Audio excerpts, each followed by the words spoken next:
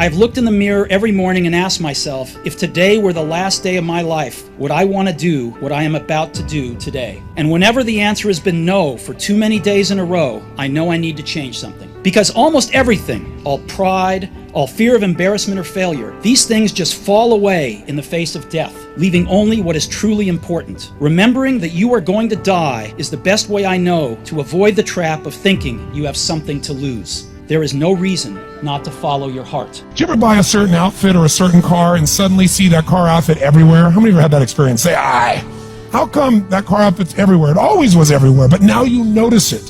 And the reason is because there's a part of your brain called the reticular activating system, the RAS. That part of your brain determines what you notice and what you don't notice. Your brain spends most of its time trying to make sure you don't notice because you'll go crazy if you notice everything.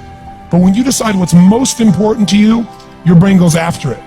If you don't know exactly what you want, or you let yourself get beyond that into something general, you're not going to achieve it. Clarity is power. The more clear you are about exactly what it is you want, the more your brain knows how to get there. It's not a lack of resources, it's a lack of what?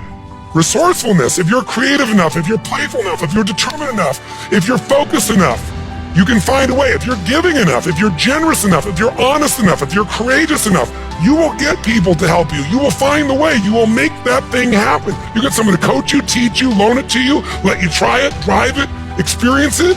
You'll access the resource. Every time I've lost, people say you got to jump right back up. I disagree with that. After you lose, or when you get knocked down, stay down there for a minute. Understand why you lost. What were the reasons? Why are you down here? Why did you lose? So every time I lost, I stayed down for a second, minutes, hours, days. But when I stood up, I was different. I was smarter. Now you start putting the pieces that are necessary to win over and over and over again. If you don't have what you want, stop telling yourself the story because you don't have the money, you don't have the time. That's bullshit. It's because you haven't committed yourself where you would burn your boats. If you want to take the fucking island, burn your fucking boats, and you will take the island, because people, when they're going to either die or succeed, tend to succeed. Your mind has to be stronger than your feelings. Think about every poor decision you've made in your life. There was more emotion that was involved in it than there was mine. Every single one of them. Think about it. Really was. Your feelings keep you in bed. Your mind tells you, get up. Listen to me, man. You have a great life in front of you, but your great life is in front of you. It's not behind you. What you did back there was learn the lessons to get you to where you are at this particular moment right here. But quit tripping during the process.